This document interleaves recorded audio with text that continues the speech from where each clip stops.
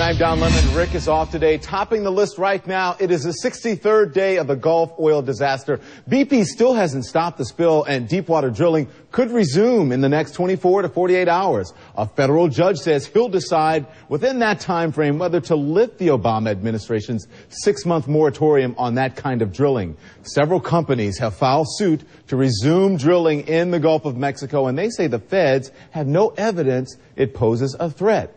Their suit is supported, I should say, by a brief signed by Governor Bobby Jindal. And he sent out this press release just a short time ago saying he is in support of getting drilling started as soon as possible. Meantime, the Deepwater Horizon worker says he warned supervisors about a leak in the oil rig's safety equipment weeks before the explosion killed 11 workers and triggered the spill. Tyrone Benton tells the BBC the leak in the blowout preventer was not fixed at the time. It is a very important piece of the equipment, he says, could have prevented the Gulf oil disaster.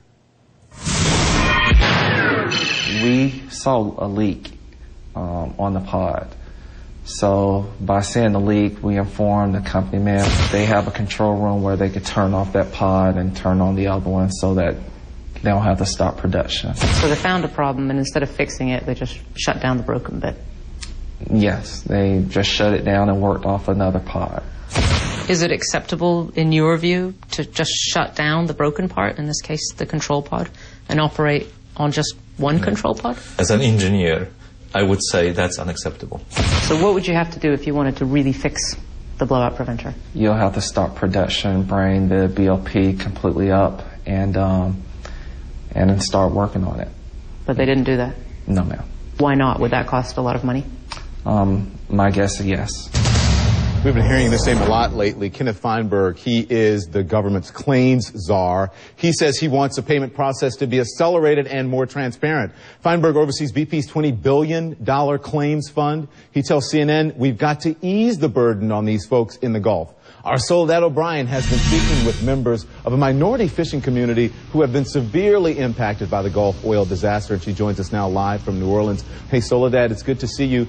Would the fishermen that you spoke with agree with Feinberg that BP's payments need to start sooner rather than later? Yeah, I think actually everybody would agree with that. We've been talking to Vietnamese fishermen who are based, for the most part, their homes in East New Orleans. And where we were, we saw a relief center where they're getting help filling out those claims. But they already have this language barrier.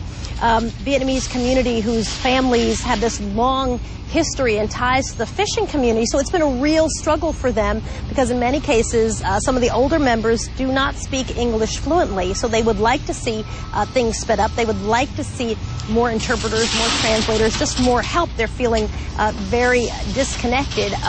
In addition, of course, I think a lot of people who are in the same boat feel very much the same way. It's a real struggle. We've also seen folks lining up for relief, not just from BP. We've seen Catholic Charities where they are handing out food, and also there's a place where people can register to get food stamps right there, and the translators, of course, centered there as well to help out. Hey, Soledad, I want to ask you this. We have seen how the economy and minorities in the economy have been hit hardest by this downturn. Has the impact, and this is like insult on top of injury, the impact of the Gulf oil spill, has it been harder on this particular group, on minority fishermen?